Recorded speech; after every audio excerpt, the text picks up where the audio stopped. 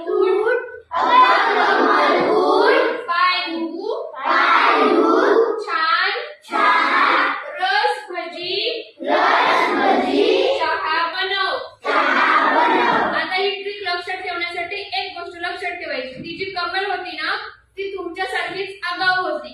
ती बाहेर खेळायला पळायची. दप्तर टाकले की बाहेर खेळायला पळायची. मग तिने काय केलं, बाहेर खेळून आली आणि घरात तशीच बसली.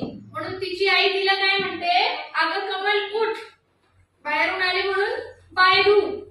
तिच्या आईने छान छान चपात्या बनवल्या होत्या म्हणून तिला म्हणते की छान रस भजी आणि चहा बनव. मग लक्षात ठेवायचं ती बाहेरून आली म्हणून अगं